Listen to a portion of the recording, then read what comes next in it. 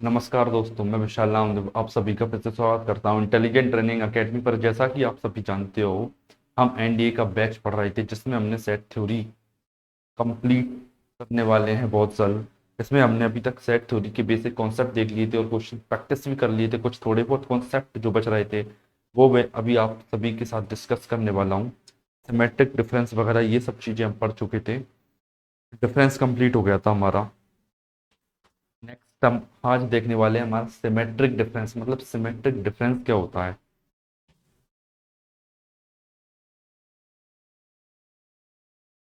Symmetric difference आज हम देखने वाले हैं, ठीक। वेन डायग्राम हमने शायद देख लिया था।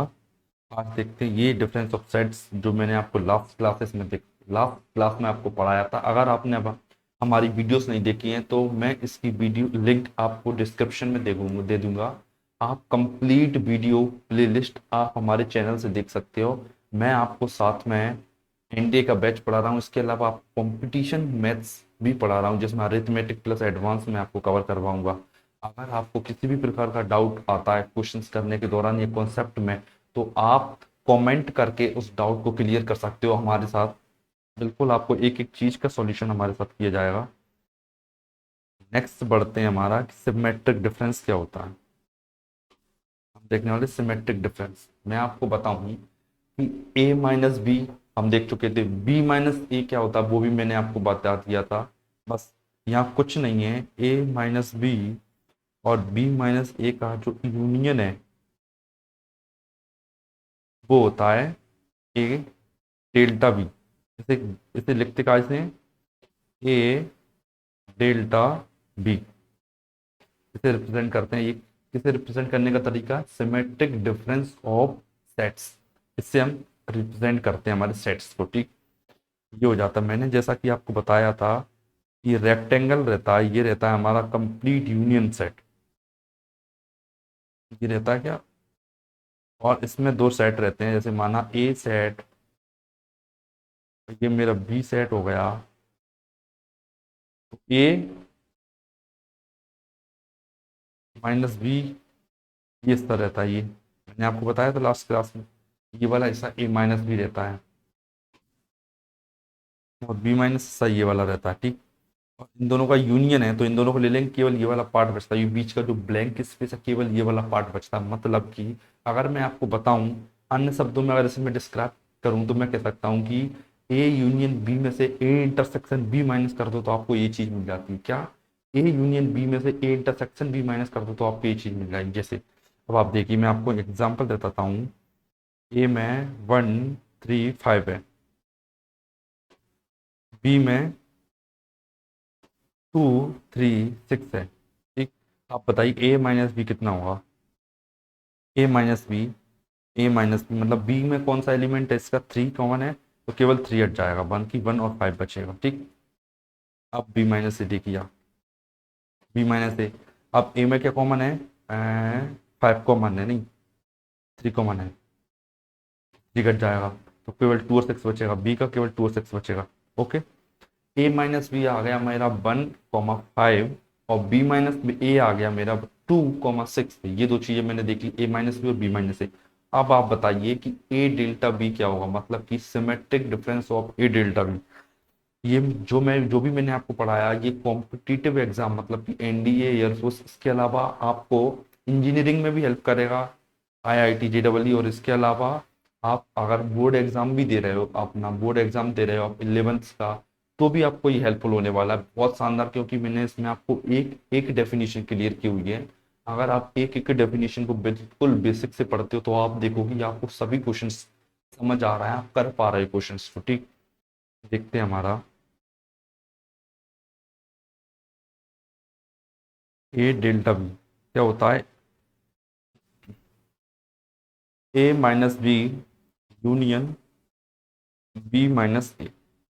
ओके। ए माइनस बी और बी माइनस ए का यूनियन होता है। मतलब इसमें कितना है? 1 और 5, इसमें कितना है? 2 और 6। यूनियन में कितने होते हैं? सभी 1 5 2 6। केवल कॉमन एलिमेंट को डिलीट कर देते हैं। लेकिन खास बात यह है कि यहाँ पे कॉमन एलिमेंट है ही नहीं। 1 5 2 6। अब आप देखिए, 1 इसका, 5 इसका, 2 इसका, 6 इसका, केवल एक चीज हटी दोनों में से, वो चीज है 3। थ्री क्यों हटा, थ्री दोनों में कॉमन था इसीलिए, ठीक। मतलब कि केवल कॉमन एलिमेंट को डिलीट कर दें हम तो ए यूनियन बी आता है।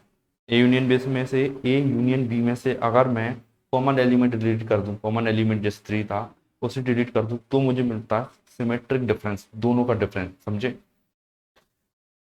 नेक्स्ट देखते हैं हमारा कॉम्प्लीमेंट ऑफ सेट, ठीक। कॉम्प्लीमेंट ऑफ सेट मतलब कि माना कि ये you is a universal element, अगर ये यू एक यूनिवर्सल एलिमेंट है, यूनिवर्सल यूनिवर्सल सेट मतलब कि हिंदी में आपको मैं अगर एक बार समझाऊं तो इसे हम कहते हैं, तो हिंदी मीडियम के वो भी समझेंगे इसे, सार्वत्रिक समझ।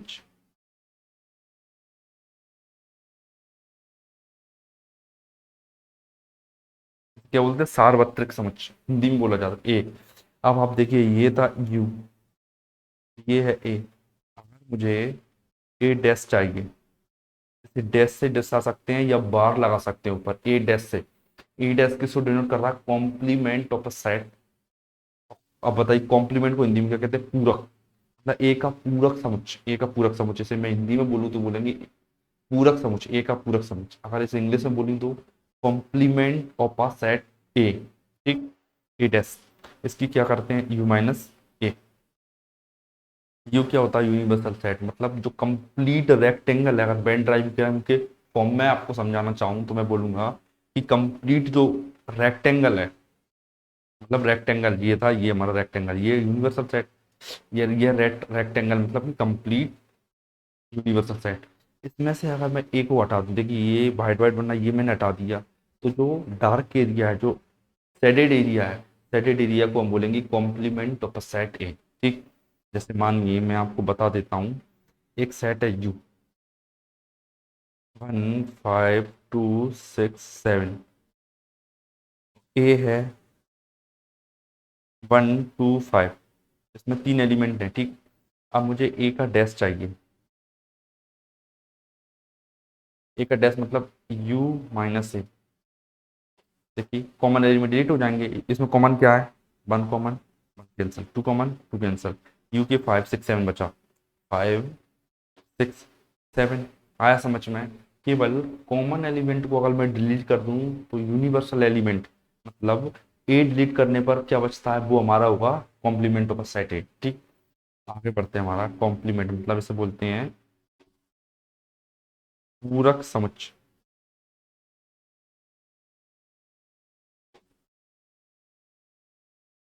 बोलते हैं हम पूरक समुच्चय, ठीक।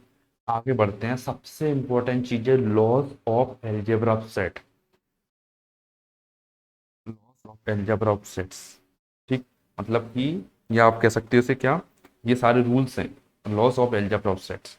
एलजेब्रा क्या है, सेट्स का एलजेब्रा क्या है, वो हम सीखेंगे। यहाँ पे देखिए सबसे पहले तो आइडेम्पोटेंट लॉ को फॉलो करता है, आइडेम्पोटेंट लॉ, आपको ये लॉ याद करना पड़ेंगे अगर आप चाहते हो ये सारे लॉ सीखना चाहते हो। Idempotent law, associative law, commutative law, group कैसे बनाती हैं, ये अगर चीज़ें आप सब सीखना चाहते हो तो आप बिल्कुल कमेंट कीजिए, मैं आपको एक पर्टिकुलर वीडियो बनाऊंगा कि उसमें inverse element, existence of inverse element क्या होता है, आइडेंटिटी एलिमेंट क्या होता है, इनकी पर्टिकुलर प्रॉपर डिटेल में वीडियो आपको बना के दी जाएगी अगर आप कमेंट कर देते हो एक हमारे लिए तो।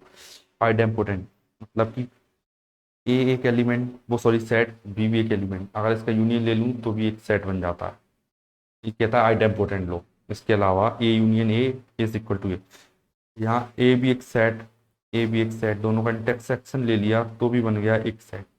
ये हो गया हमारा आइडेम्पोटेंट लॉ, मतलब idempotent law is applicable on both operations of set, union and intersection.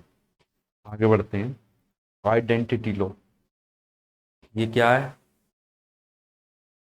A union five, five को हम बोलेंगे इनवर्स आइडेंटिटी एलिमेंट, क्योंकि मैंने ए का यूनियन फाइव के साथ किया। देखिए आप, ए में कोई फर्क नहीं पड़ा, जैसा था ए वैसा ही है, मतलब कोई फर्क नहीं पड़ा, कोई फर्क नहीं पड़ा, तो इसका मतलब यह है कि यह एक फाइव एक आइडेंटिटी एलिमेंट। अब देखिए आप, कम्यूटेटिव लॉ, कम्यूटेटिव लॉ मतलब ए बी, बी ए, इसे बोलते हैं हमारा कम्यूटेटिव लॉ, मतलब ए का यूनियन बी के साथ निकालिए आप या फिर बी का ए के साथ निकालिए, दोनों एक ही बात है। दोनों में कोई डिफरेंस नहीं, ए यूनियन बी हो या बी यूनियन ए हो, दोनों एक ही बात है, बस इसी बात को हम देखेंगे। ठीक, देखिए किया, ए इंटरसेक्शन बी हो या फिर बी इंटरसेक्शन ए हो, दोनों बातों का केवल एक मतलब है, बराबर है दोनों। ठीक, मतलब इधर पोजीशन है, पोजीशन चेंज करने से दोनों में अंतर कुछ नहीं होता, बस ये आपको समझना है। एसोसिएटिव लॉ, एसोसिएटिव लॉ क्या होता है देखिए, मतलब आपको बिल्कुल इसका प्रूफ है, अगर आप शायद 11th क्लास में हैं तो आपने देखा होगा कि इसका एक प्रॉपर प्रूफ है, कैसे कैसे सॉल्व होती हैं ये चीज़ें। मैं आपको बताऊंगा नहीं, आपका टाइम वेस्ट नहीं करूंगा ये बता के। A union B union C, अब ये यूनियन बी और यूनियन सी एक ही बात है दोनों।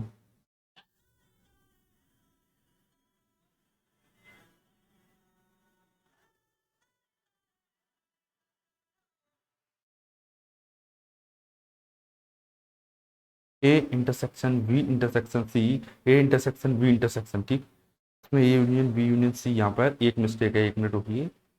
ए यूनियन बी यूनियन सी लिखेंगे हम यहाँ पर, ठीक, ऐसा लिखा जाएगा यहाँ पर, ठीक है, A union B union C. यहाँ पे A intersection B union C, ये होता है डिस्ट्रीब्यूटिव लॉ। यूनियन था, यहाँ यूनियन या यूनियन, ठीक है, यूनियन मतलब डिवाइड हो जाएगा दोनों पे चीज़ों पे। अब ये है इंटरसेक्शन, इंटरसेक्शन भी डिवाइड हो गया दोनों चीज़ों पे, यूनियन डिवाइड हो गया, इंटरसेक्शन भी डिवाइड हो गया, बस यही चीज़ हमें सीखना, ये हो गया distributive law. De Morgan law, De Morgan law क्या करता है, यूनियन का डिमॉर्गन लॉ तो इंटरसेक्शन का डिमॉर्गन बन जाता है, यूनियन का लॉ इंटरसेक्शन बन जाता है, इंटरसेक्शन का लॉ यूनियन का बन जाता है डिमॉर्गन लॉ। आज तक हमारे ये सारे लॉस कंप्लीट हो जाते हैं, अलजेब्रा आपको कंप्लीट करा दिया मैंने सेट, अब केवल मैं इसको आपको प्रैक्टिस कराऊंगा, प्रैक्टिस प्रैक्टिस प्रैक्टिस ओनली। जब कभी आगे भी मेरी क्लासेस होंगी तो केवल ये बेस्ड होंगी, केवल इसी चीज़ पर, ठीक है, केवल इसी चीज़ पर बेस्ड होंगी मेरी, केवल क्वेश्चन प्रैक्टिस पर, क्योंकि मैंने एक बार कंप्लीट सेट थ्योरी कंप्लीट करा दिया। अब ये चीज़ें मैं बार बार आपको बिल्कुल डिस्कस नहीं करूंगा, ना आपको भी पढ़ाऊंगा, ठीक है। आपको कोई भी दिक्कत हो तो आप कमेंट करके पूछ सकते हो, कल से मैं आपको स्टार्ट करने वाला हूँ इसकी सेट के प्रैक्टिस, समझ गए। धन्यवाद। अगर आपको ये वीडियो पसंद आए तो हमारे चैनल को सब्सक्राइब करें, इस वीडियो को शेयर करें ज़्यादा से ज़्यादा। Thank you.